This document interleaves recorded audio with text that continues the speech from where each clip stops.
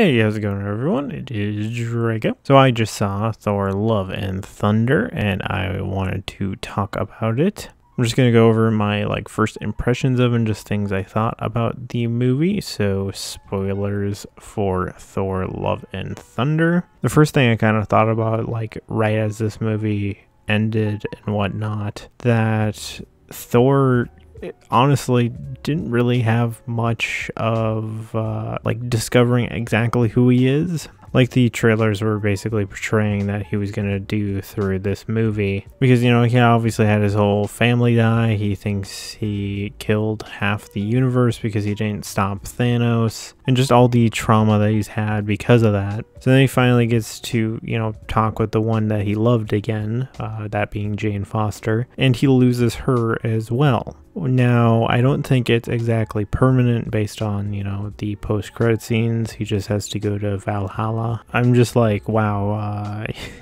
he didn't exactly entirely figure out who he was. He just kind of fell back in love again, and now he's going to be this sad guy because his girl's dead. But that was the main thing, at least for Thor's character, that stood out to me, is that he didn't actually really fully come to terms with everything that happened. At least movie-wise, they were most definitely going for him being obviously more cheery and more fun.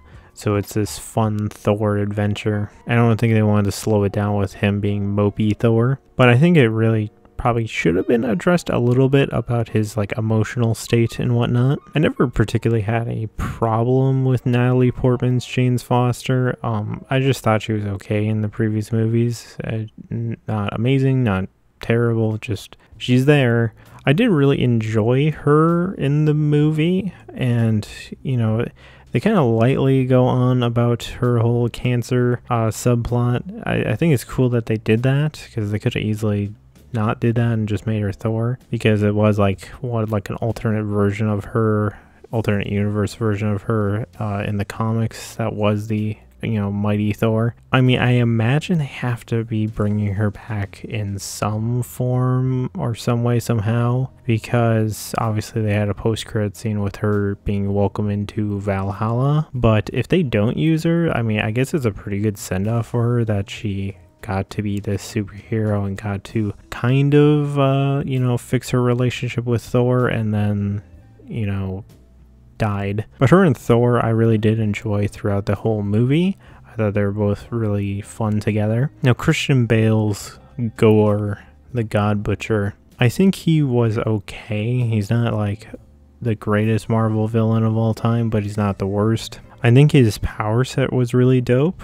The shadow stuff that he does looks really cool, and I liked him having the Sith eyes. I just think at least his backstory was pretty cut short, because if you know his comic book backstory, he had a bunch of his family members die, he witnessed his wife die, and then he witnessed his daughter's death, which that's pretty much where it picks up in the film. At least that in the comics had him getting ridiculed because he buried her, and in their culture they weren't about burying people. I think you maybe should have showed a little bit more of that backstory of him really throughout his life, getting the little inklings of him hating these gods for the stuff that happened to him throughout his life. It would have been a mega bummer, but I think it would have just added to why he was doing what he's doing. Also, I think obviously they have him steal kids and stuff, but I think they should have maybe showed him killing a few gods, even if they're incredibly minor, to actually show the threat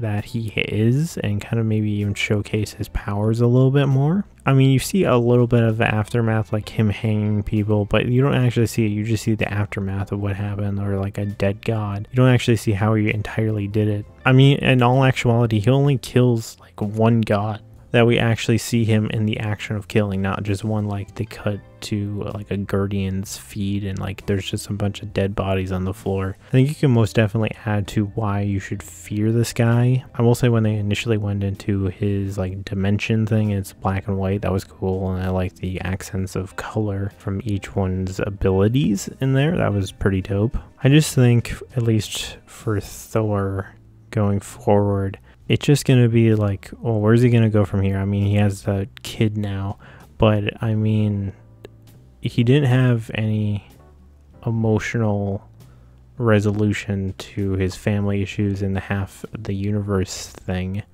And now he has to think of this memory of Jane.